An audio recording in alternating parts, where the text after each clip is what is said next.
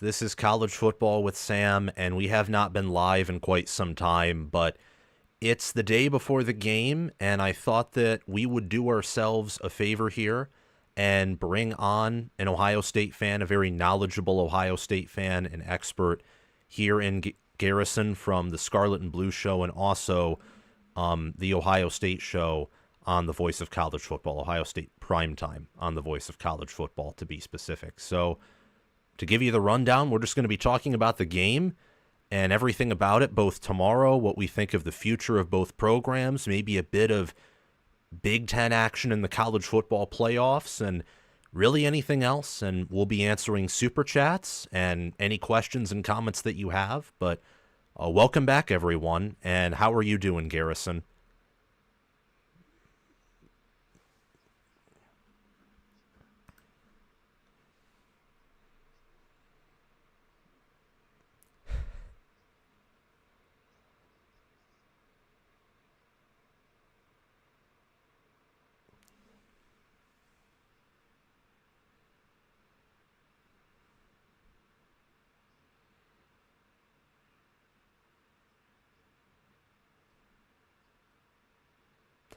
Thank you very much. And yeah, that's our goal. Best Big Ten football channel on YouTube, and in the future, the best college football channel on YouTube.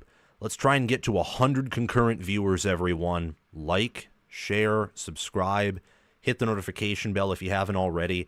And also check out Garrison's shows, Ohio State Primetime on the Voice of College Football and the Scarlet and Blue Show. Just type those in the YouTube search bar, and those will be the first things that come up because they're pretty unique shows. Garrison does a good job.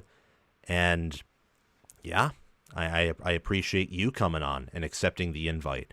So, first and foremost, what I want to talk about is, do you think that Michigan has much of a chance tomorrow in this game? I mean, the spread is Ohio State minus 20 and a half. Michigan 6-5. It's the worst record that Michigan has had outside of the COVID year since 2014. And Ohio State has some vulnerabilities, but they're 10-1, 7-1 in conference play. It's in their place, and they look like one of the best teams in college football, if not the best team in college football power ratings wise. What do you think about this game?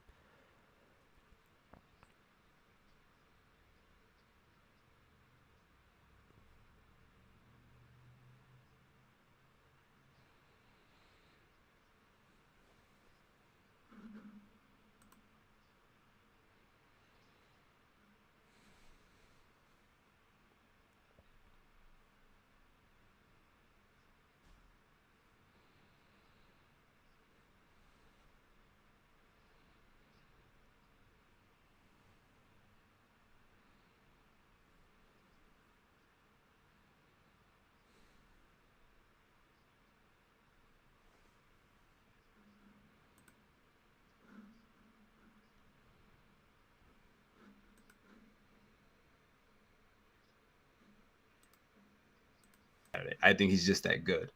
So he's going against Diamond Jackson. So if you when you just look at them, if it starts there and they're able to muddy it up throughout the game, specifically in the third quarter, because in the third quarter, I think that's where the difference between the teams will start to show. Get to that fourth quarter, that's how you give yourself a chance. You try to put the pressure on Ohio State. You know Ohio State's going to feel some type of pressure. Usually, I think both teams are going to feel it to some extent. But for Ohio State, of course, you lose these last 3 years. You don't lose for a fourth one in a row. You lose this game, you lose the chance to go to the Big Ten title. Actually, you won't go. You lose this game, you have a lower seed in the playoffs. So, there's a lot on the line here. And for Michigan, it's all about can you sustain the clock? Can you sustain drives? I'm sorry, can you run the clock? Can you sustain drives? And can you score with them? Because you can't end with field goals and you can't punt the ball. Yeah, I mean, that's I agree with everything you said. By the way, everyone, sorry for the audio issues. Garrison was briefly muted. That was my fault. But what he basically said is this game's important for Ohio State because it's a rivalry game. You want to win the Big Ten. You want to get the bye or at least a home game. A loss for Ohio State, of course, means they could be on the outside looking in terms of hosting a playoff game.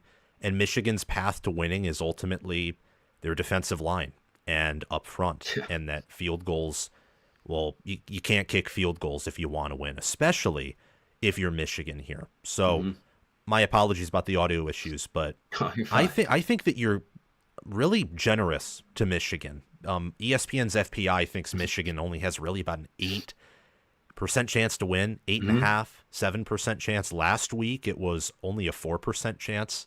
So the Northwestern game really impressed the computers.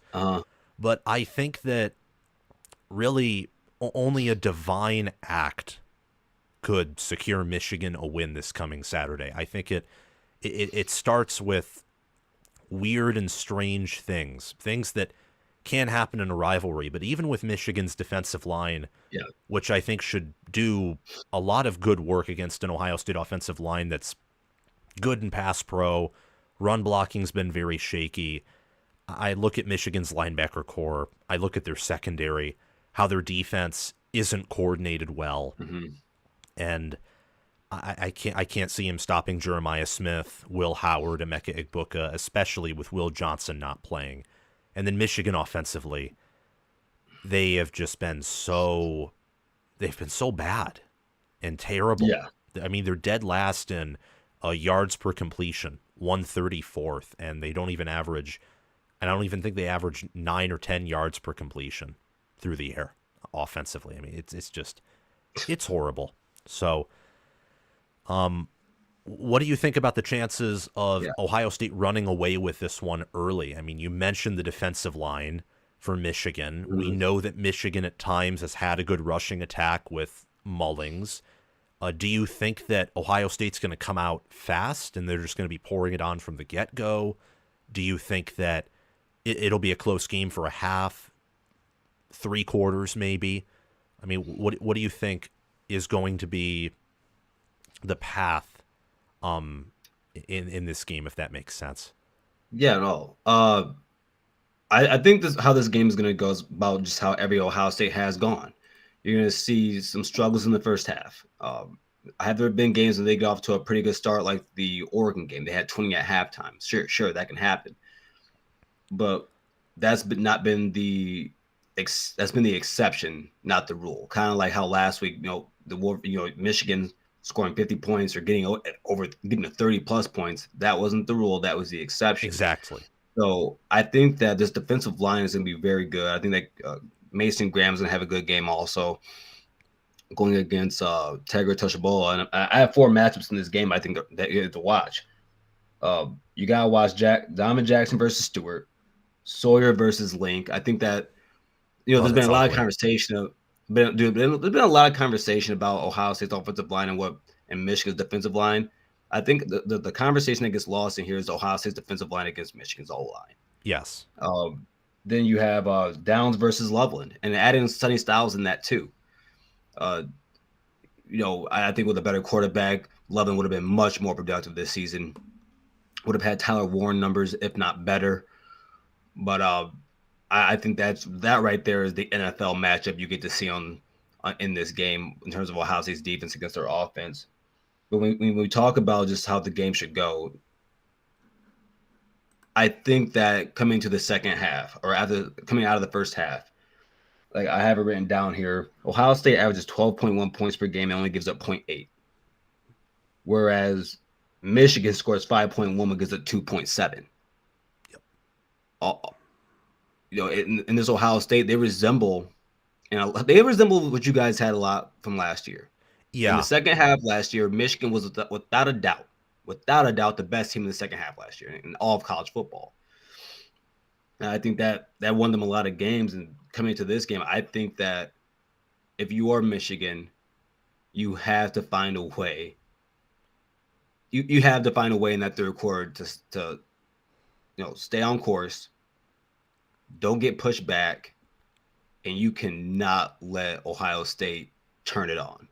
Because Ohio State averages, Ohio State averages 22 points per game in the second half. Michigan's at 6 points. Yeah, like somehow you have to turn that around somehow. Yeah, you have to have a game where you're exceptional if you're Michigan, and the other side is not.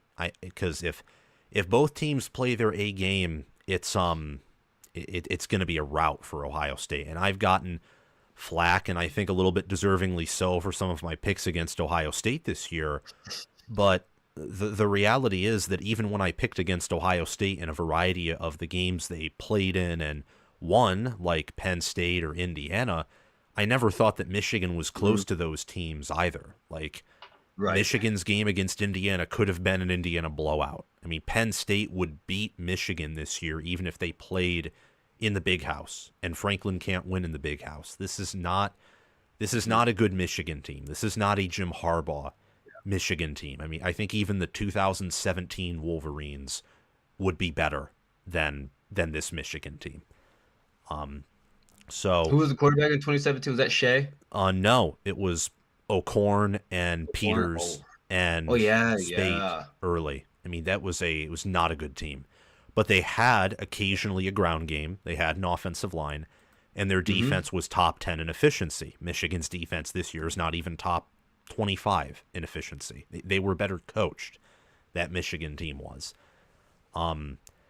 Yeah, I like what you said about Ohio State's defensive line against Michigan's offensive line, because I gave Ohio State the trench advantage in the matchup here, because I think Michigan's D-line's a little bit better than OSU's. D-tackle, I think they're much better. D-end's more of like a push. It's to be determined. You look at the O-lines, though. Michigan really struggles at pass blocking. They're very inconsistent in run blocking. Ohio State is bad, incompetent, I think, now, mostly because of injuries at run blocking, but they're good at pass blocking. Ohio State's O-line is at least good at something. They're good at pass blocking. Not great. Will Howard helps them out a lot, but at least they can do something there. Michigan is disheveled at pass blocking, and run blocking is kind of very Jekyll and Hyde. Sometimes it's good, sometimes it's unbearable to watch.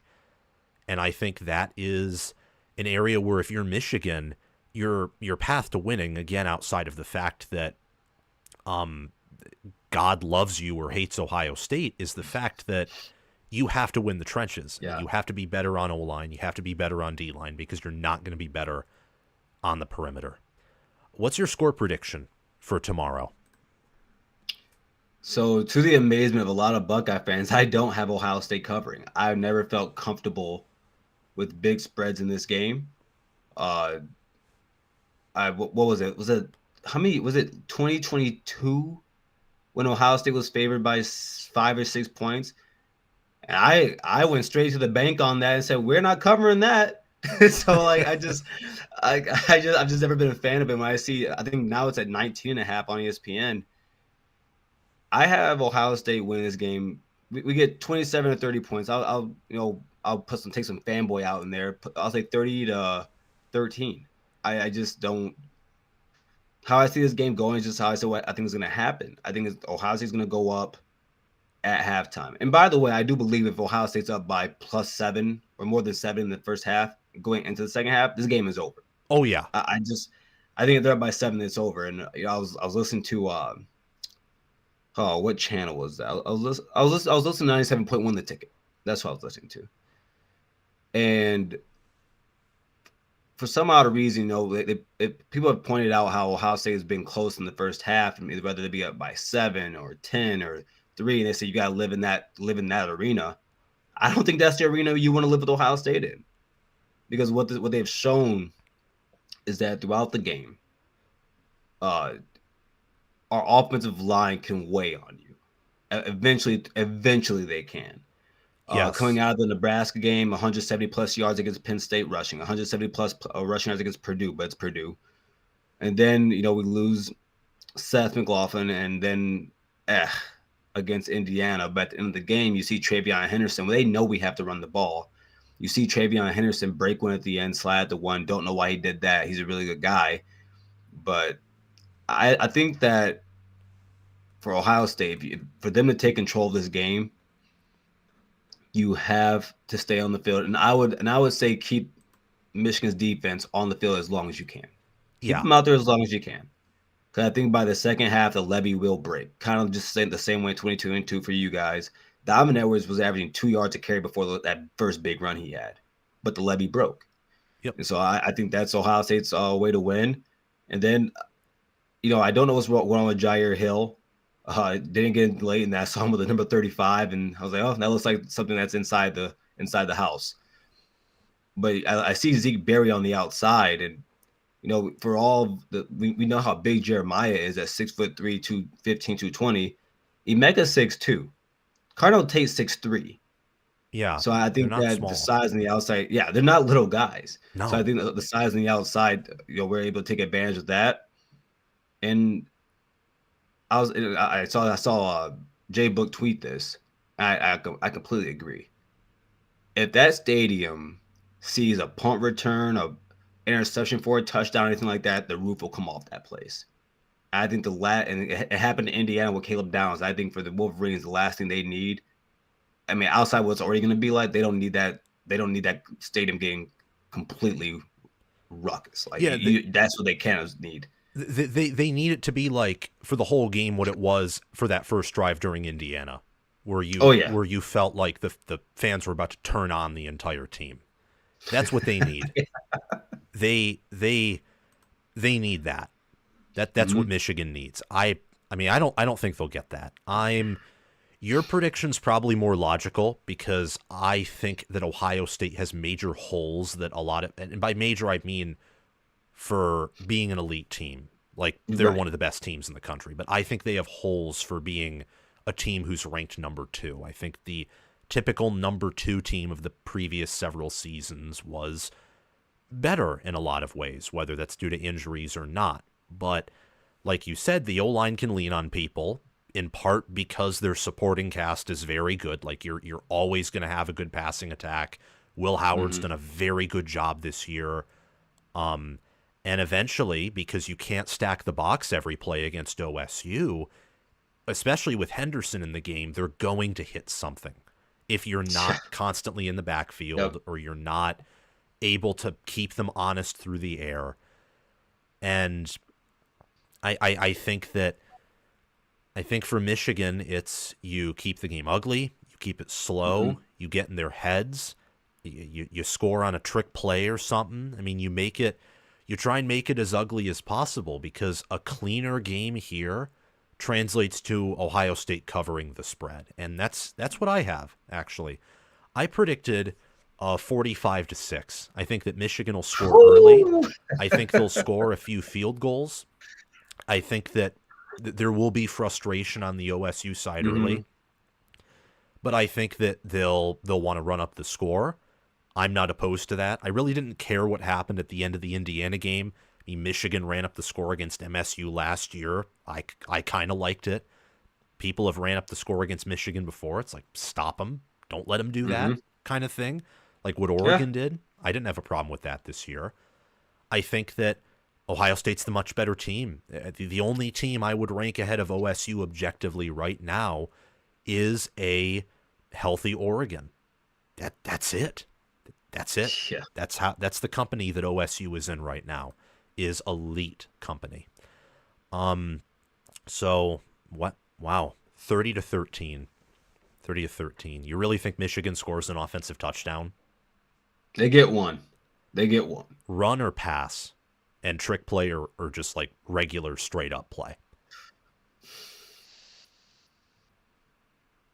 I respect towards the game. I'll give them one good drive. Everyone's had one, seemingly except for a couple. Everyone's had one good drive against Ohio State. Not including Penn State or Western. But it's a logical way. I guess it's a logical way to look at it. But but towards what your thought process, and you said 40-6. If Day has the opportunity to pour it on, he's gonna do it. Yeah. You look back at that the Clemson game from 2020, and the way we lost in 2019 when he had the chance, up by double digits in the fourth quarter, he still threw it deep to Jamison Williams. Didn't care. And I'm gonna give you a few stats here because just like me, you love analytics, and so you love stats, and I do too. So like some of the most important stats I think for this game. On third down, Michigan is 42.47 this season. And that's I'm sorry, on that's on when they're away. Ohio State with their home gives up 32.03. Huge. Another like fun stat I found. So Michigan averages 4.4 punts a game, and they average 196 yards per. Ohio State's 4.5 punts, but they average 233. For me, what that means is that when Ohio State punts the ball, they're going to put Michigan in more advantageous situations than we get into when Michigan punts it. I think for Michigan, when they get punt past the 20, to expect them to drive 80 yards on Ohio State's defense with 10 to 12 plays is asking a lot. Yeah. It's asking a lot. And then this one right here, which I think is the most important. Actually, let me ask you what you think. What do you think Michigan's opponent red zone scoring percentage is? It's high. It's not astronomically high, but Michigan gives up a lot of third and longs. They give up these very weird plays, and that's on coaching. It's not just on the players. I'm not going to cheat and look, even though I have a stat sheet in front of me. I'm going to guess it's in the like 80% range. 82%. Okay, close enough. Yeah, and when I saw that number, of course we both watch every game this year. I guess I shouldn't have been too shocked by it, but 82 is very high. Specifically, I agree with you. It's the coaching more so than the players. Yeah, I mean, OSU's red zone scoring percentage is 56%. It's number one and probably number one by a mile. Michigan's 55th there. And then, I mean, Ohio State's scoring defense profile looks exactly like theirs did last year, except they're like a tad bit better in stopping the run, a little bit worse in stopping the pass, and then Michigan's is just worse everywhere compared to last year. It's yeah. I mean, you look at ESPN's efficiency; they're not even top 25. I kid you not in defense. Really? No. And imagine if they didn't have their first rounders, it would be even worse. Oh man, like if Mason Graham wasn't playing, it would. I think he helps out a lot as the leader of that team, one of the best players in that team, top 3 at least. But it's insane that over the last 3 years, I've caught some slack, whether it be on my own show or on socials, and I've said that I thought that I said this in 2022. And I said that in 2 years, in the 2024 season, we're going to really see what your development looks like. Because the last few years, that's what a lot of Michigan fans have held their hat on, and what the program has held their hat on, their development. And I've said that, well, eventually those lower tier recruiting classes have to play football. Like they have to go out there. I think that this year is what we're seeing. After the Texas game, especially. Quarterback, it goes without a doubt. I think that Sharon Moore, for him to say that he was fine with that QB room, it was arrogance. Yes, because there's no way you could look at that, and high school is different from college, but I couldn't imagine Ohio State recruiting a kid that threw 48% in high school. I couldn't imagine that, and that's Alex Orji.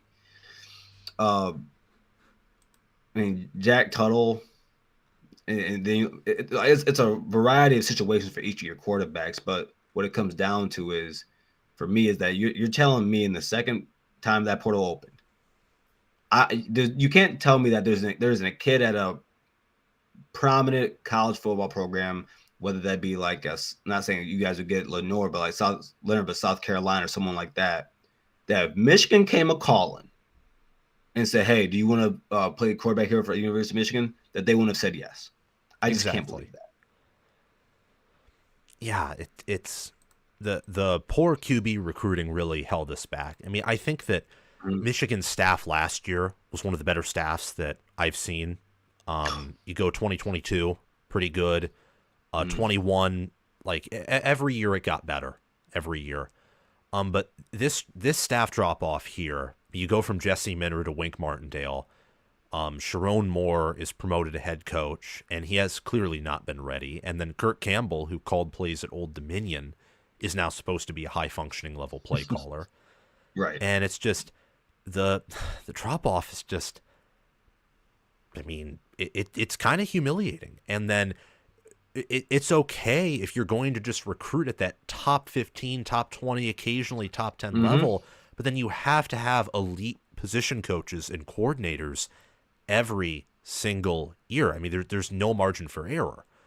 And we don't just have okay or good coordinators and assistant coaches, we Mm-hmm. have bad ones.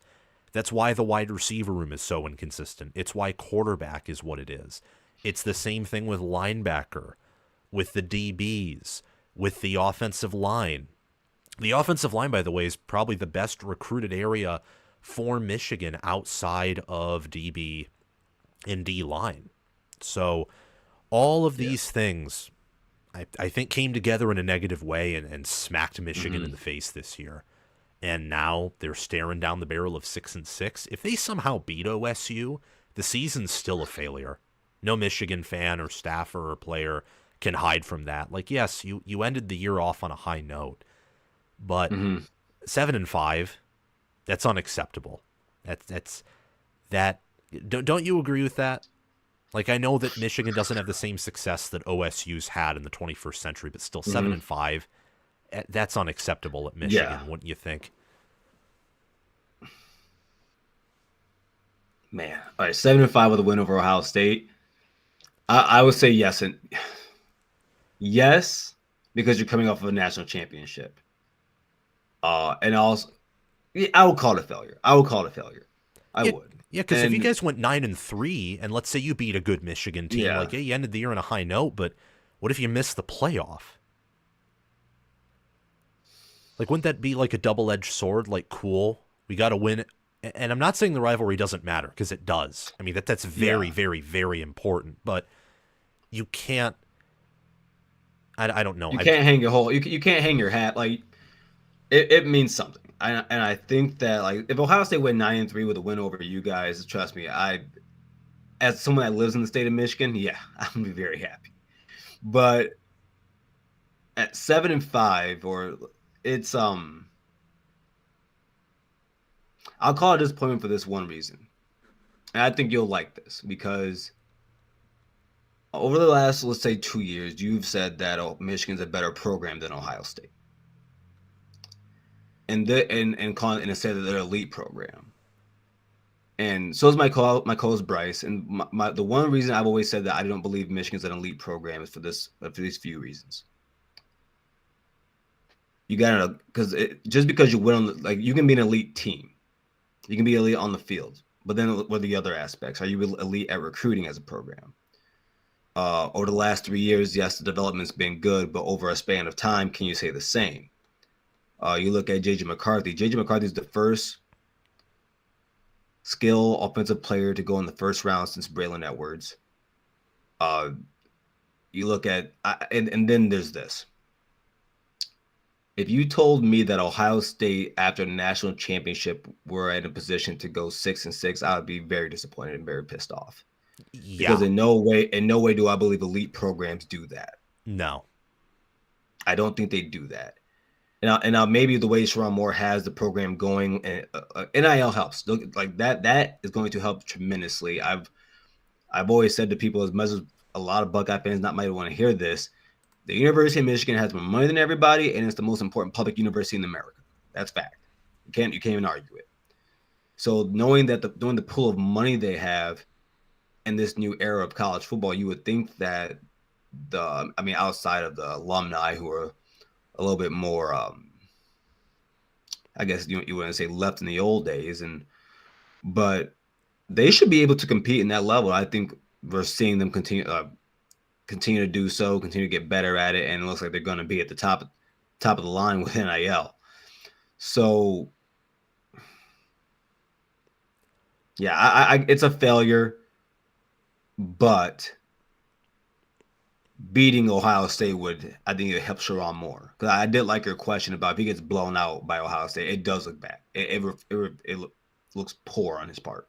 Yes. yeah, it's like it's another game where you get depanted by an elite team like Mm-hmm. Oregon or Texas. We don't Yeah, even have to talk about like Illinois, 21-7. That's disgusting. That's horrible. yeah. I don't. It's in Texas. They put the foot off the gas. Yeah, yeah. They could have hung 40 or 50 points Mm-hmm. if they wanted to. It was horrible. And yeah, I mean, I think that e- even like setting cheating scandal aside, an elite program probably in hindsight doesn't make the hires that it made, like with the whole Mm-hmm. the coordinators with Shrumore, because some people have used that as an argument for like, well, no head coach would go there, like not knowing what the punishments are, and to a certain degree that may be true, but also at the same time, it's like you can try your best to get ahead of yourself, Right. to get ahead of everyone else, and to cooperate and do what you got to do to continue to win. And Michigan didn't do that in the 2024 preseason. I mean, they didn't get a quarterback. They didn't use the portal all that much. They didn't keep some players that they could have used. When they Mm-hmm. did get guys in the portal, they were not large contributors, and they didn't make the right hirings in a lot of places, and they mostly went inside. And I didn't get a good feeling from that actually early on, but Mm-hmm. I didn't know it would be this bad. I mean, this season has been insufferable. Yeah. I mean, I still watch the team. I watch the entirety of most games, but like against Illinois, for example, I actually turned the TV off at one point, fourth quarter. I'm like, I'm done. This isn't worth it. I don't want to lose to Brett Bielema in what is a blowout outside of the score. It's Yeah. disgusting. It's humiliating. Michigan shouldn't be this way.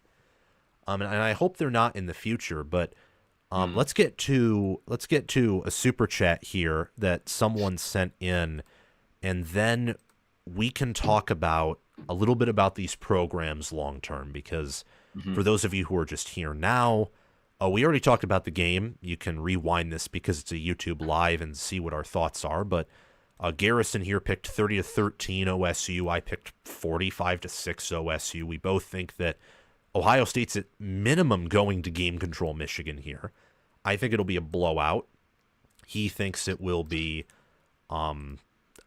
a competitive game for a half or so, but ultimately that the Ohio State Buckeyes will prevail and come out on top. But that's what we've been talking about really for these 30 minutes here, and now we want to get into a little bit of the playoffs, Big Ten championship picture, and more importantly, the future of these two programs. But Will has a question. Hey, Sam, love the vids. Is the number 1 seed or the number 5 seed better for Ohio State? What are your thoughts on that, Garrison? Uh, Easier path is the 5 seed. What do I want? I want the 1 seed. I want the Big Ten championship. I want to be Oregon. I want to play the Georgias. I want there to be no doubt. I want to leave no doubt for this team that we are the best team in in college football.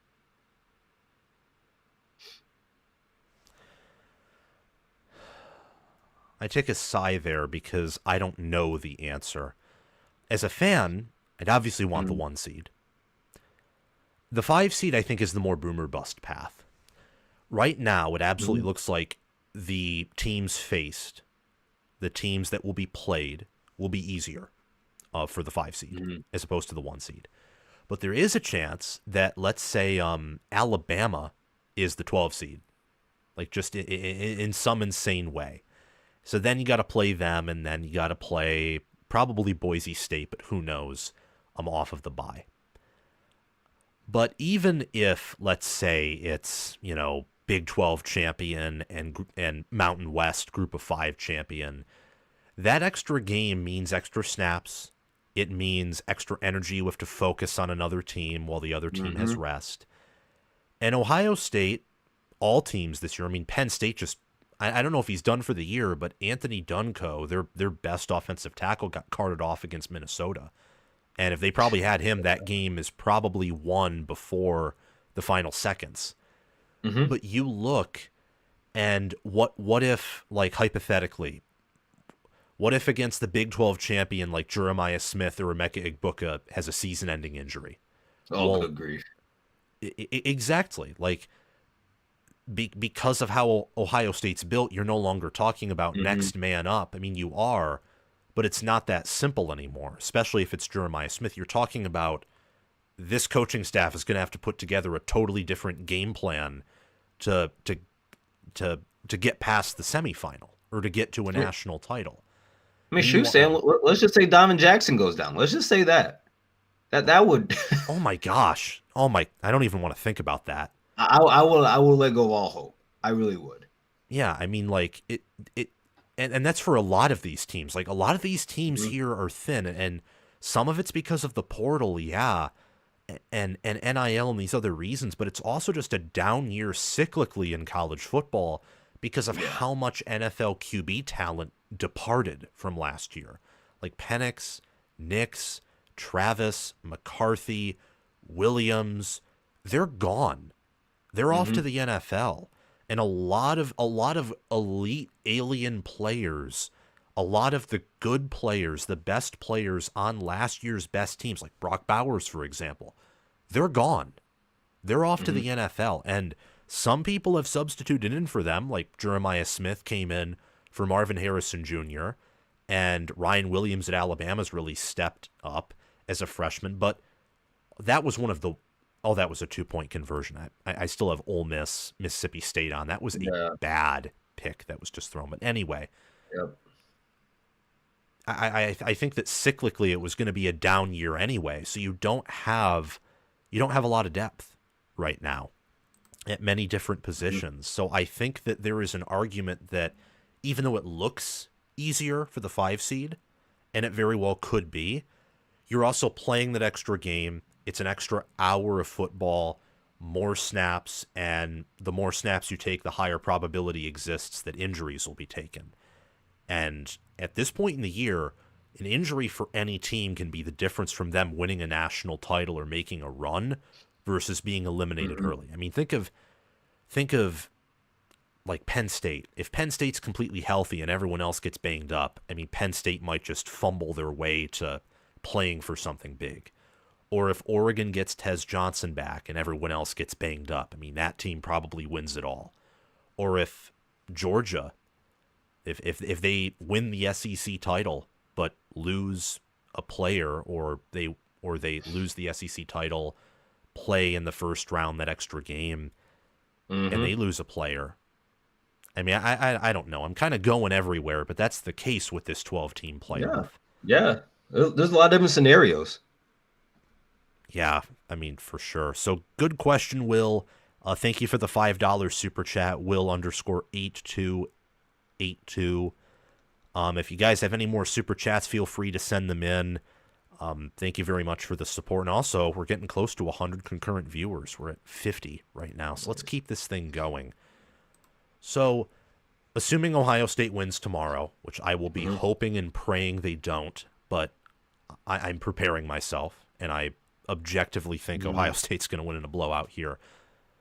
What do you think about the Big Ten championship game? And then after that, the Big Ten, how do they fare in the college football playoff from your perspective? Well, I think the Big Ten championship. It's well. First off, this is much better than what we've gotten over the last few years. We got the Big Ten East and the Big Ten West, and the Big Ten East literally has won it every year. And that was on the conference for putting those two divisions or putting the teams in there. It was really bad. And it's funny that you go back to what Leaders and Legends. That was actually better the way they had separated the teams in that one than it Yeah. was this year. The last what 6 years. So um, I think if Ohio State gets there, it's going to be another tough game. I think right now they're 3-point favorite on the early lines. I think that should be about where it should be. Where the conversation is going to be had is their defensive line with Harmon and Uyunglele and And those guys. Birch. And Birch, oh goodness, he didn't play against us. Yep. When they play us, that's where the conversation is going to be, and that's where it should be. Then it's also going to be with their secondary against our wide receivers, and probably the same for them. I'm very adamant on that. I don't mean to place this on one guy, but I do believe if Burke didn't play that bad, we win the game. Probably. The rest of the secondary gave up 162 yards. He went 8 for 8 for 179 on himself. That is amazing to me. Yeah.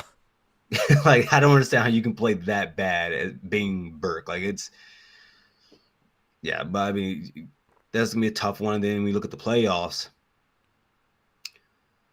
As the season has progressed, I've come to a line of thinking where Georgia can beat Ohio State and on their best day, Texas can on their best day, but outside of Oregon, I really don't know who can beat them.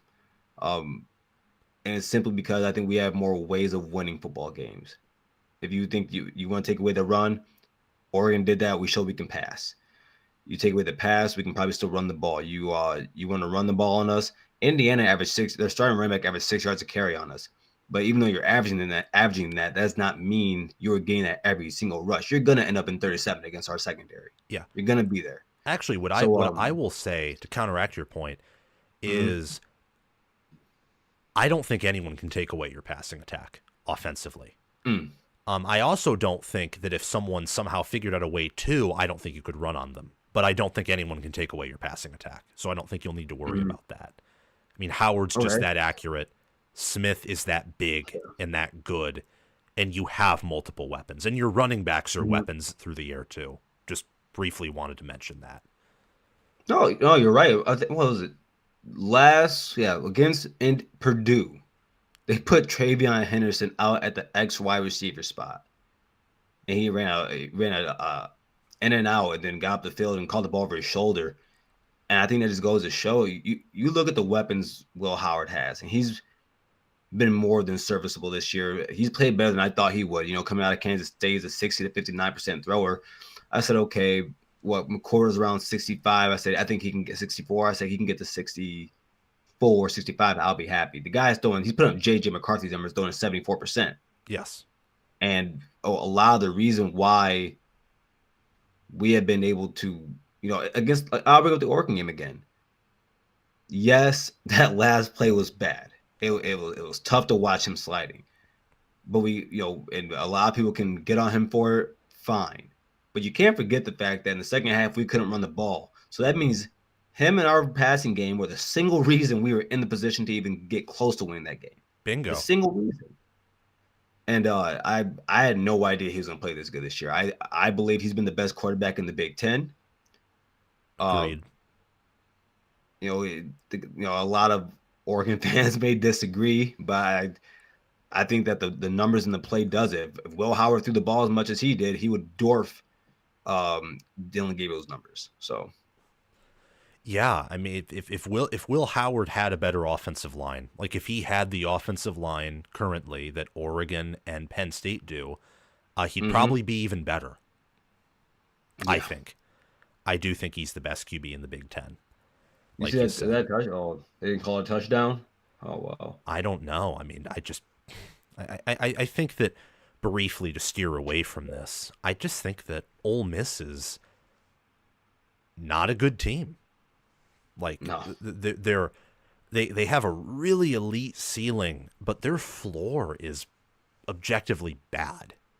Let me just see, like, because they're doing a replay, and then we can get back to they didn't even show it. It's another thing too. Production quality for so many of these broadcasts has just gone through the toilet bowl. It's terrible. I agree. I mean, I agree, man. Gus Johnson isn't the same thing as he used to be. Same thing with Joel Klatt. And I miss being on ESPN. I really do. What? I miss watching Big Ten football on ESPN with Kurt Herbstreit and fella. I miss that. Yeah, I honestly miss it too, but It is what it is at this point with the TV deals and all those different things. But yeah, we were talking about the Big Ten championship game. And I think that, oh my gosh, Mississippi State's bad too. I think that you look at, yeah, Oregon's D line versus OSU's O line Mm-hmm. is really the biggest matchup because starting like from the start of that game to the present, Ohio State's two best offensive linemen are out. Oregon has their best or at worst second best D end back that didn't play in that game. So Mm-hmm. that's a huge adjustment that's been in Oregon's favor. Oregon's gotten better on the D line and better in the secondary as the season has progressed, and OSU's gotten worse on the O line and consequentially worse in the run game as the season's progressed. I Mm-hmm. mean, Judkins has had 4 games since October where he averages less than 3 yards per carry. Oregon, Yeah. Purdue, Indiana, Nebraska. It's an array of defenses, different schemes, different types, Mm-hmm. and he's a good player. So I think that's clearly not his fault entirely. But there's the flip side of that, where OSU, and maybe it's because Indiana and Penn State really are that limited, especially at skill position compared to Oregon, because Jim Knowles ran some blitz plays against Oregon that didn't do anything. So maybe this won't Mm-hmm. change anything. But OSU has been putting up better numbers in getting home, and they have been more aggressive with blitz packages recently. And as much as I didn't think it would pay off, it's paid off in large part. And their tackling's getting better at linebacker. Their safeties are the best in the country, and Howard's also been getting better as a passer. So these two teams are, well, Ohio State and Oregon from 2024, but we're several games into the future, and some of their weaknesses are even weaker, and some of them are now, well, obviously strengths, like things like Mm-hmm. Will Howard. I think entering that Oregon game was still a perceived weakness by many and myself, and he was the reason why they were in a position to win at the end of the football game. So, Yeah, I'll tell you, like again, one of the most. I don't know if you know this. If you look down at every single starter in the defensive backfield for Oregon, every single one of those DBs are under 5'10", except for one. Every single one of them are 5'9". And so when it comes to against them, because of the defensive line they have against our offensive line running the ball, that's the type of game where you need Will Howard to go win it for you. You need him to go win it for you to throw the ball on them. 'Cause I think that's where we can take advantage of them. But I just yeah, I mean, that's what they did in the second for me, half. for me this season, man, there's a lot of teams I just want to get back at. There's just a lot of teams.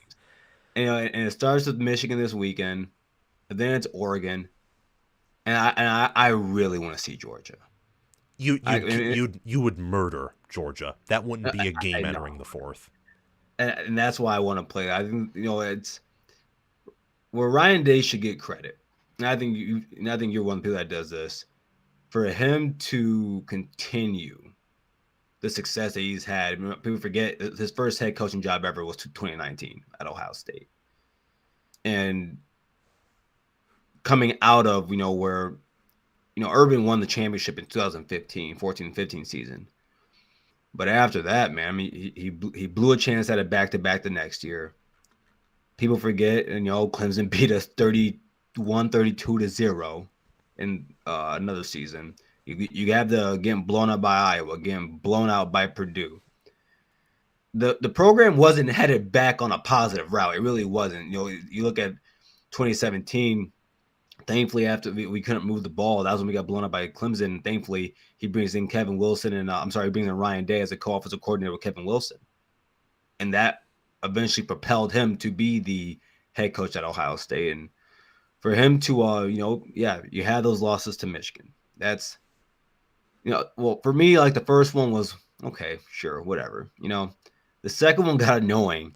The third one was like, all right, Ryan, it's time to buckle down here. I think that this is the season he does it, and I think that a win or loss here affects how he is viewed in the next couple of coming years. I don't think he will get fired for it. But like if he won the championship this year, I can care less about the last. If we did lose, and then he went on to win the national championship, I wouldn't give a darn about the last 4 years and losing to you guys. I really wouldn't. It'd be the same thing if, let's say Michigan loses to OSU 45-23 in 2022. They sneak in the playoffs and win it all. I would take that. Yeah, that's always the end goal. But I mean, for this team specifically, especially the classic guys that are there, this Saturday is everything. It really is, and honestly, as a fan, it is for me too. I just can't imagine seeing this team, having this much talent. And I'm one to believe that we've had more talent over the last 3 years. But talent doesn't mean just having more talent doesn't mean you're a better football team. Indeed, it does not mean that. And a lot of people say throw out the scores for this game. This year is a little bit different for me because I can't. Like Doctor Strange going through his mind trying to find that one way that the Avengers could beat Thanos. I can't find that one way Michigan wins this game. I know how it could look, but even if they do mucky it up, this isn't the Ohio State of the C.J. Stroud years where they throw the ball around the court everywhere. This Ohio State team has no problem marching it down the field. They have no problem with that clock and like using the clock. Yeah. And this Michigan team doesn't have the defenses of the previous 3 Michigan teams either. I mean, this is Michigan's worst defense, again, not counting the COVID year, since 2014, statistically. Yeah. It's an above-average good defense at best. It's just full of a lot of talented players with pretty subpar coaching. And yeah, I mean, I don't know who I'd pick in the Big Ten championship game. I know some very intelligent friends who think OSU, all over OSU. In my mind, I'm thinking to myself, the way that OSU is winning right now with some of their injuries and the fact that their D-line doesn't even get 2/3 of the team's snaps, so that's why they have to blitz. And with the run game, it's like what they're doing, I think, would typically be viewed as unsustainable, but it's not because they're doing it over and over again. And that's a mark of an elite coaching staff and also an elite team. So I don't know on that part. I think in the playoff, the only teams who could beat them right now would be Oregon, Tennessee. No, gosh, that's wrong. Tennessee cannot be. I was going to ask you. No, absolutely not. I was going to say Texas and Georgia on their good days, but only on their good days. And then another team, probably again on their good day, but I don't know. I think that Penn State was a bit in their own head against OSU, and I think that with Kotelnicki on the staff, and they were the only team, I think the only team this year that held Ohio State to not scoring an offensive touchdown in the second half. Like, I don't know. I don't think even with Franklin and his idiocy, I don't think Penn State can be ignored. I mean, maybe that's my own issue, and I'm wrong on that, but I think Penn State, the longer the season goes on and the more that they just win, they're still a real team. They lost to OSU. OSU could have dominated them, but I think that Penn State has some wrinkles to them and some non-negotiables. I think when it comes to Penn State, just take James Franklin out of this. I think we're a bad matchup for them. I think you look at the last few years when you don't have receivers and you don't have guys that can get open on an elite secondary, and you're going against Ohio State, and all we have, and I think it's going to go along with how the game plan for Michigan this weekend. If you don't have any weapons on the outside, you're not beating us. I think it's close to impossible. You have Tyler Warren, but Caleb Downs had him locked down the whole game. And even when, just like Indiana, even though your running backs are getting some yards, on that one where they don't hit their average, and you're sitting there at 2nd and 8, and then you throw a pass, and it's an incomplete. Now you're at 3rd and 8. Jim knows is about to send the house. And yeah, you might get a Igbinosin because he plays corner like a linebacker, as I say. You might get a holding call, but even look at that again, the Indiana game. You got the 2 holding calls on Ignos on the first drive. After that, you didn't hear anyone's name in that secondary. They got locked down. Every single one of those receivers for Indiana was locked down, and I think that's what happened against Penn State. I mean, and outside of Oregon, and they did change the defense up a little bit after that. They had a come to Jesus moment, but I just. And I'll tell you what, this is when I knew that Penn State couldn't beat us. Sam, when Ohio State got the ball on the 1-yard line with 5 minutes and 15 seconds left and didn't pass the ball once and drain the clock, that's when I knew they can't beat us. Well, that's because they don't have the same culture. Mm-hmm. They quit. You could tell in the body language. They weren't tackling the same. They weren't giving. I mean, they quit, and that's weak. I mean, I watched that happen. I'm like, oh, yep, they're done. OSU's gonna. Yeah. It's tough. Hey, listen, I could imagine that when you have Quinshon Judkins and Travion Henderson running throughout the game by that time, and your offense, and if your offense can't score, I'm guessing this has happened to Michigan a few times this year. When your defense and you go out there and you put your heart out there, but you see your offense look that inept. Like, I mean, to be ranked 128th in total yards is crazy. Yeah, that's crazy. And so you are essentially adding on more pressure to your defense. And like I said earlier, when you can't score and you can't move the ball, that defense can only hold it for so long. Just like I said, 2022 Ohio State, when CJ Stroud and them could not move the ball, man, what do you expect the defense to do? Yeah.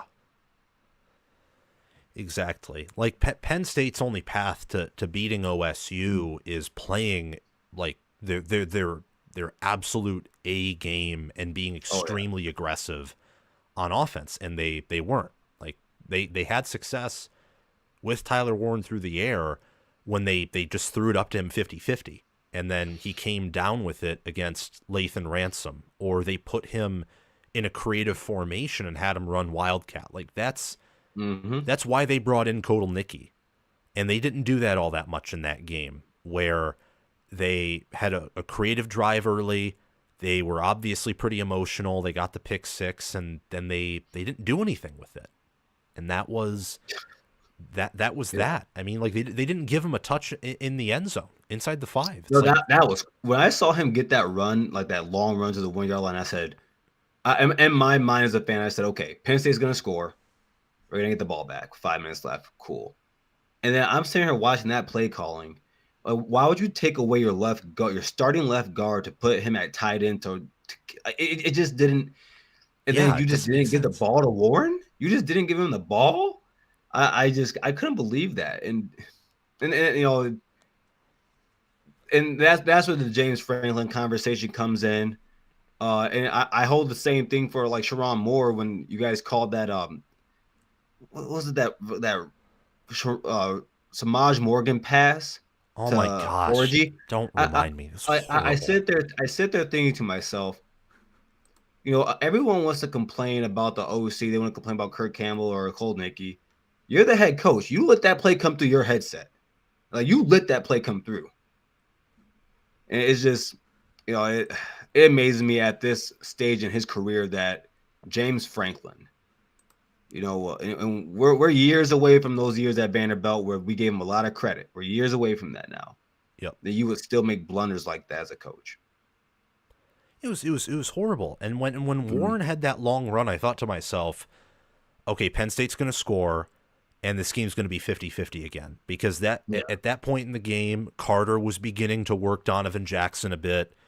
OSU got in Penn State territory, but had to settle for field goals because, again, O-line was breaking down a little bit. They didn't have the same run success they did early. I thought to myself, okay, if Penn State punches it in here, they have all the momentum back. Will Howard has not been protected all that well. They can force a punt and win. And then Ohio State's defense basically was the MVP of the game because they didn't let him punch it in. They just got the ball back. So, yeah, I think Penn State they're not a good matchup for OSU in a lot of ways. The only way they can be a good matchup with Ohio State is if they can keep OSU honest enough through the air. Will they? Mm-hmm. Well, I don't even know if they'll rematch, depending on the seeding and how all of that works. But I do think that the Buckeyes are one of the best poised teams in the country to go out and win it Mm-hmm. all this year. And that'll be the same thing next year because of the talent they have, the coaching they Yeah. have, and the fact that I think this is Ryan Day's currently. This could change depending on how tomorrow goes or how the rest of the season goes. I think this is Ryan Day's best coaching job of his career at OSU right now. I would tend to agree with that. You look at 2019 when he stepped in. Yeah, you had some of Urban's players. Getting Justin Fields though did turn that around. If you look at the rest of that quarterback room with not Cardinal Tate, but Tate Martell and Chugnov or something like that. It was just a bad quarterback room. We got Justin Fields in. I always argue that Ohio State team of 2019 was one of the 5 to 10 best teams I've ever seen. I think that, do I know if they could beat LSU that year? Probably not. They should have beaten Clemson. You got Justin Fields coming to that game, 40, I think 50 total touchdowns and 1 interception. JK went for 2K that year. It was a crazy year. You got Chase Young and Justin Fields going to New York. I think that's the best Ohio State team I've ever seen. But after that, Ryan Day has had a lot of hiccups, whether that being his hiring, his scheme, his tendencies, and all of that. Where you look at this year, I've been impressed by him, and mostly with how they've handled everything. Justin Fry has been, he's had a red dot on his head for some years now at Ohio State from fans. And I look at what he's done with this offensive line this year, losing your best 2 offensive linemen who just happen to be your left tackle and your center. Yeah. Which good grief. But you look at that and how they've still been able to perform. I give the whole credit of this coaching staff to Ryan Day and how he's put this together. You get Carlos Loughlin as a running back coach, and I think he's been a culture shift for this team, especially at running back. I haven't seen Travion run this hard since his freshman year. This is just an incredible year by him. He's an elite blocker too now. Oh man, it's beautiful to see, and that's where he comes in against guys like Stewart. There's the only times that we give Diamond Jackson give up sacks against Penn State was when we put him by himself. When we didn't, everything was fine. So oh man, this is his best coaching performance of his career so far at Ohio State, without a doubt. Yeah. I actually have a question for you. Yes. So Kirk Campbell said that they had GAs and staffers watching every Ohio State game, and he said that he's watched the film too, and that they have things and plays that they've been holding back that they're going to show. Now, the first thing on my mind was that's a coaching malpractice, because in my mind I'm thinking, okay, well, you've had 5. I would say outside of Texas, you have 4 really close games this year that were all winnable. Every single one of them, I thought Indiana was a winnable game. Yep. So I look at it, I think to myself, looking at the players that he's called this year, what possibly could you be holding back that you think the players could perform? And so I want to get your thoughts on that comment from him.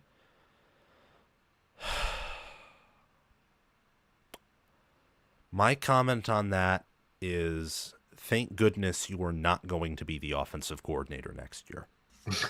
That is my comment on Kirk Campbell, or really anything that Kirk Campbell says. This offense has been downright atrocious, and I am hoping and praying that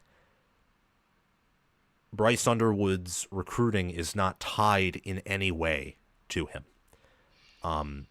I don't know what he could be holding back. I have no idea. I mean, if I don't know why you would hold anything back. Again, like you said, given all the close games they've been in, I just think that's hearsay. I think that's just oh well, we've beaten the Buckeyes Yeah. before. We'll invent something new, and then just it's ridiculous. That's what it is. It's ridiculous. I don't. Mm. That's all I have to say on that. No, it was confusing to me. I was like, man, you've been in some close games this year, man. You didn't call those plays? What do you think about the tweet that's going around with Isaiah Hull saying this is like Ohio State's worst team in a while? Oh, that was me. um, like it was all right. So it was crazy, Stan. So before I posted that video, I'm just listening to his show, and he's talking. He starts comparing them to like the '90 teams. And he says, the Michigan team isn't so much better than some of the. It wasn't the better Michigan teams. He said the mediocre Michigan teams. Yeah. And then he said this Ohio State team isn't better than some of those mediocre teams from the '90s from Michigan. It baffled me because I can't understand how in any season in college football you would believe that a team that's been in the top five every week of the year is even close to mediocre. And I mean, the word mediocre literally means average. I, I I wouldn't call this a great team. I don't think there's an elite team this year. I don't. I think just because you win a championship doesn't mean you are an elite team in that season because every season is its own. Yes. But doggone it, man, we're not. This Ohio State team isn't mediocre. No. It was just. It was. Am I surprised by that comment from Isaiah? No. But I'm more. What? No, I am amazed because I'm amazed he even said that on his platform. Because he's someone I do respect him, but I guess I'm just amazed that he came out with that comment. Yeah, and then there Because there's no way you can justify it. no. And then there was another comment where he said this is like the worst Ohio State team that we've seen in quite some time. Oh yeah, it was. And while I do think in a certain sense you can say that like 19 was obviously better because 19 OSU was probably the best team all time that never won a title, at least in the 21st century. I mean, that team was, even after they lost to Clemson and Clemson got depanted by LSU, was viewed as better than LSU per most power ratings. Like, that's how good that OSU team was. And then there's also the fact that, well, maybe 2020 or 2022 was better as well. And those things will sort it out by the end of the year. Like, if this team gets, if they lose to Oregon and then maybe lose early in the playoffs, I mean, that's a whole lot different than this team winning it all. Yeah. But I thought to myself, and I'm like, hold on. This team right now is probably better than 21. It might be better than last season's. That 21 was the worst Ohio State defense in the second worst defense in the modern era. It was bad. Yeah, it was.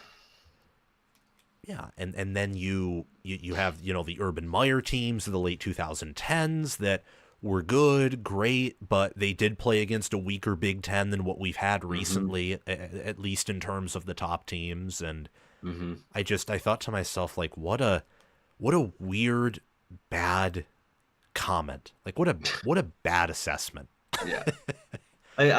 Look back at when we talked about the teams that lost to Iowa and Purdue, and I have told everyone, like when I was talking about the Indiana game, I said, I know Indiana's ranked 5th.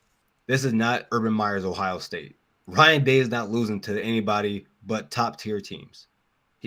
There's no way he will. If you don't have elite talent on your team, you're not beating Ryan Day.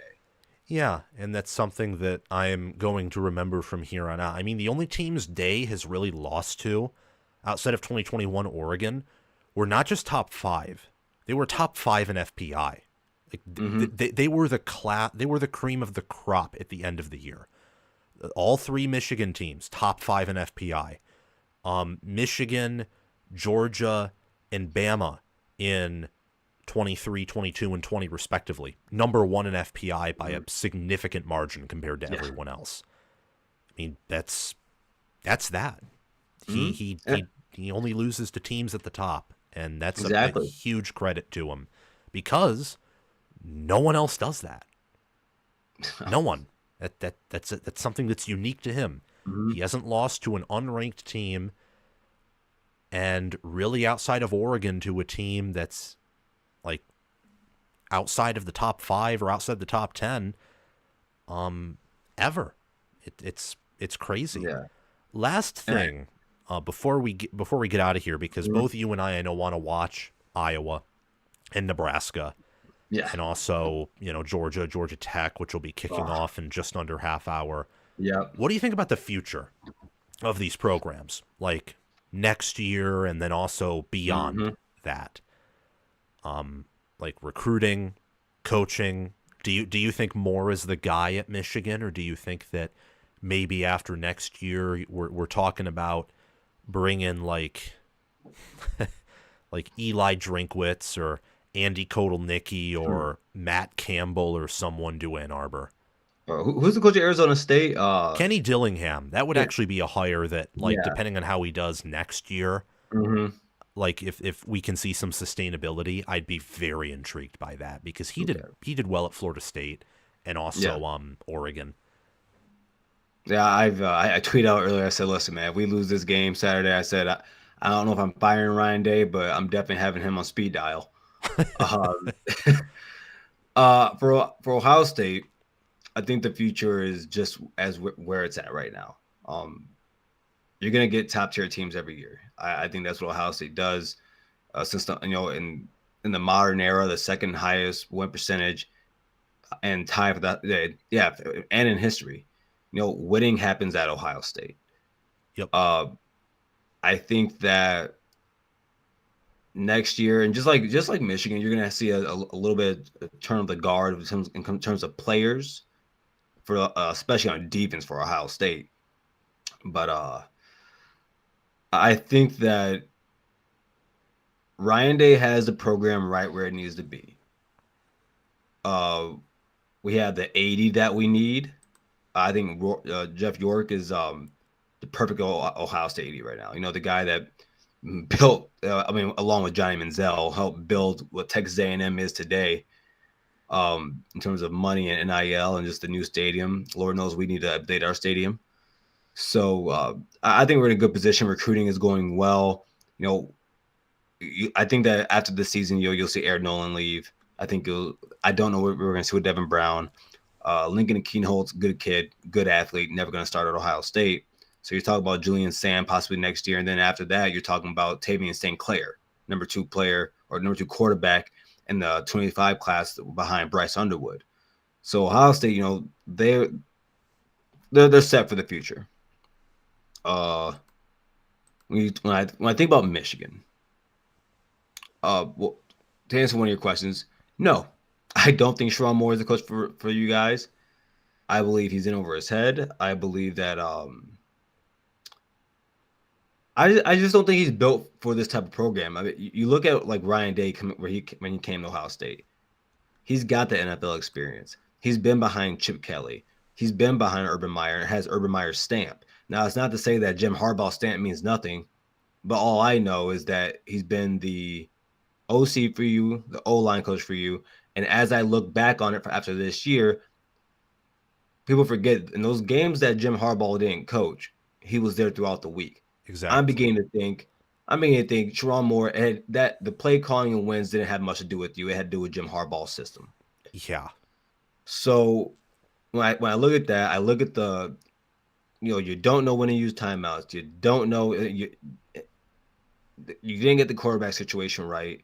Like you said that you had a plan for Alex Orchard, that was never true.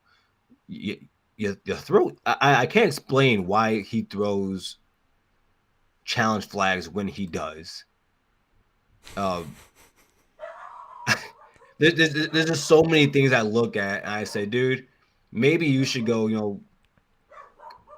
Do a Luke Fickle did and go to a Cincinnati. Go do that. And even so, I don't believe Luke Fickle's a big time college football coach. I don't think he should be at Wisconsin. I think he's on the same vein as that, where this job may be too big for you. It may be. So, and I can be wrong, and if I'm wrong, I'll be the first one to say I was. I think the future, though, is brighter than it was 2 weeks ago.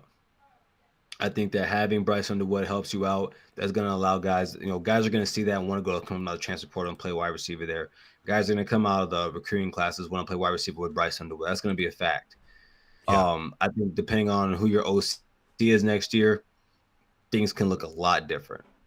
But as even with everything I've said about Sharon Moore, I do also believe in giving coaches 3 years, because now most of the guys that aren't his are cycled out, and everyone on that team is basically his. Those are all his guys. So and then that's when you finally judge him.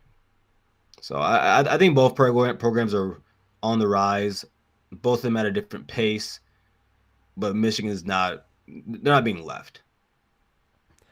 Yeah, I think that what really helps Michigan is the mobilization of resources. Because if Mm-hmm. Moore isn't the guy, well, then at least we know we can go out and get someone. And Yeah. the coordinator hirings this coming year will probably be better. I say probably because the head coach ultimately is the one who makes those, and hopefully he makes them right. Mm-hmm. But yeah, I mean, after this year, I would say I don't have that much faith in Sharon Moore.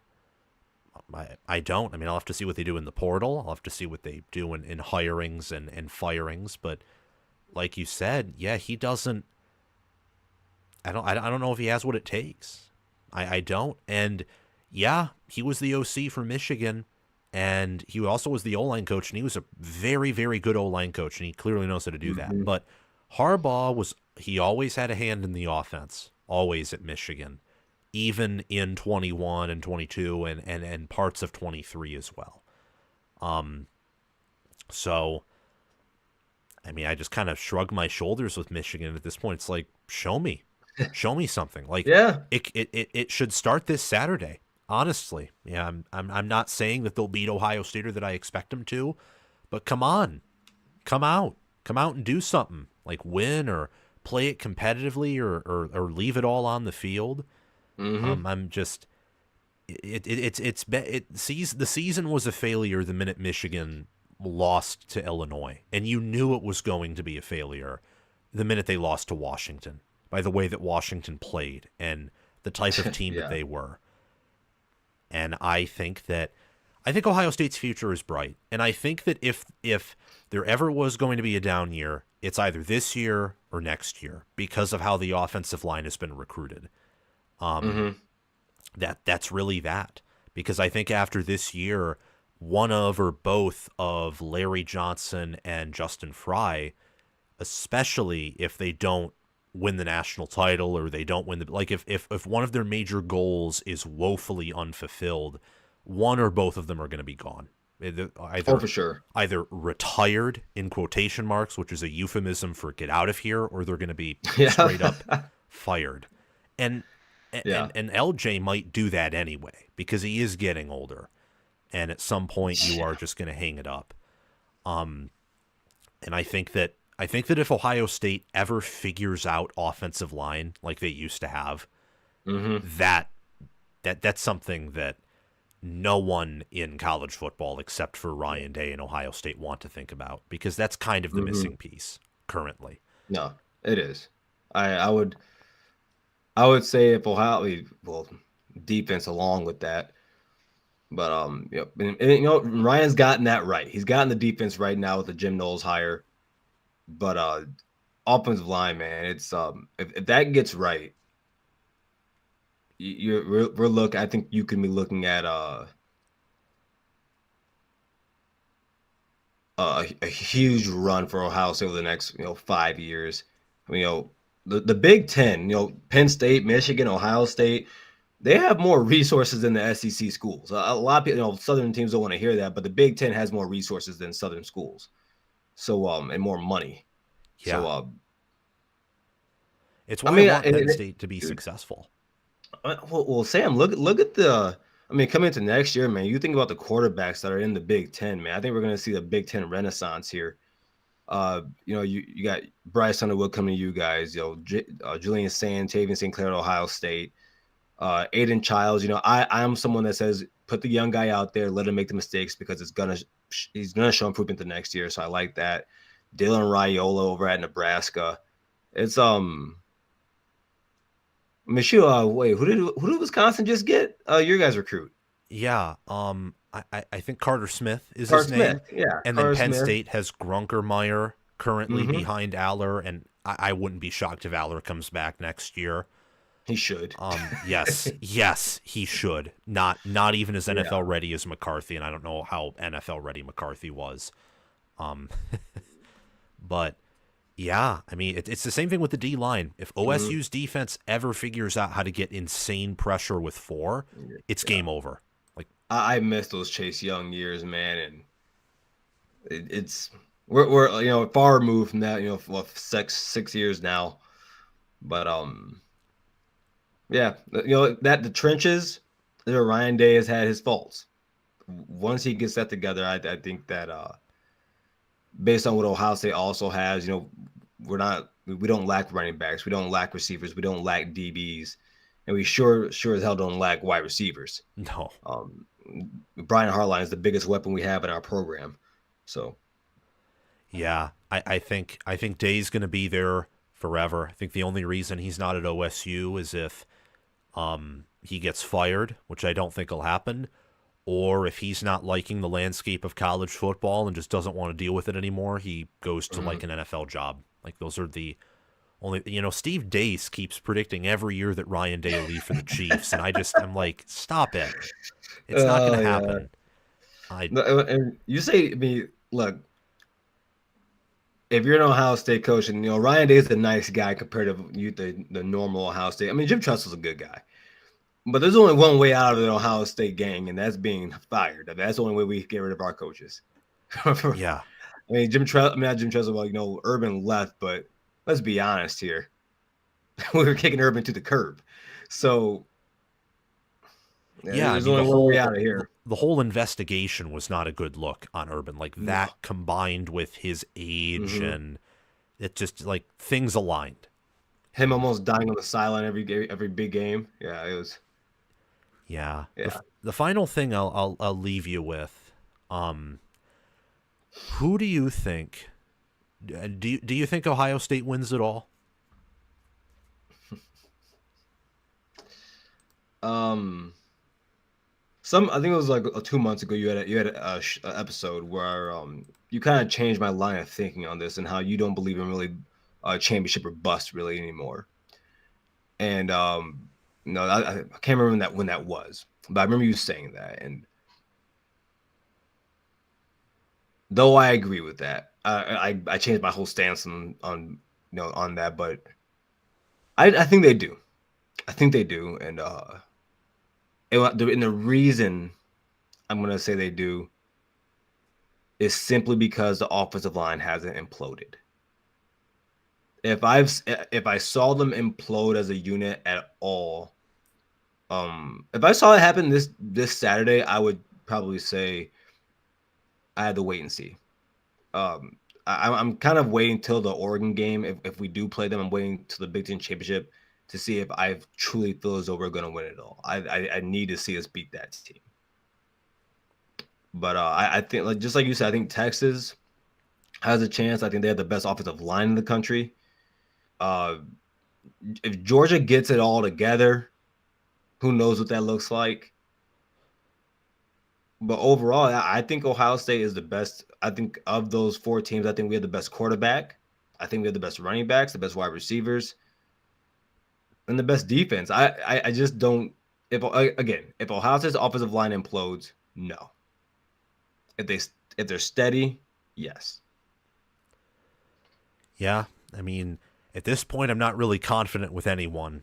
It would be the Mm-hmm. Buckeyes would be pretty ahead in the pack. I think whoever, almost ironically, whoever loses the Big Ten, I think because of how the seeding is set up, the 5 seed and the 1 seed are going Mm-hmm. to be in the same side of the bracket, and it's hard to beat a good team twice. It's hard to beat them 3 times. Part of me Yeah. is almost settled on the fact that like the loser of the Big Ten championship might win it all, just because of how things go. Um, Mm-hmm. and that doesn't make that much sense. So I'm not very confident. I would say it's right now. I'd say it's Ohio State or Oregon. So I'm pretty close to your opinion. I just, again, got to see that Big Ten championship game and Yeah.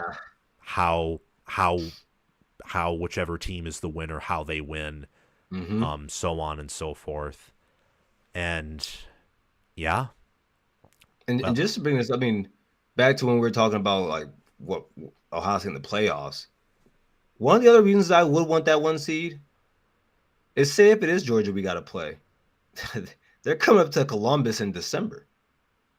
I just, and that's something I need. That's something I want to see. I want to see how those Southern schools can fare when you're in under under freezing, below freezing, and it's windy out there. oh, that would actually It's be that's if you get a home game. home game. Yeah. Yeah, like that'd be 5 seed. If you're a 1 seed, you get a bye. But Yes. Okay. that's very critical because like Georgia has to play at home against a team who can probably beat them because they're not invincible, and you get Yeah. a week to plan for whoever wins that Mm-hmm. game and a week of rest. And that is for a team like Ohio State especially, that's huge. It's the same thing with It Oregon. is. It's the same thing with any team that has balance or a ton of non-negotiables. To get that bye is insane. Yes. Yeah. Okay. Well, I would love to talk more because I could talk Michigan and Ohio State all damn day, but I know that these games are coming up here and we have things to do. So thank you very much, Garrison, for coming on.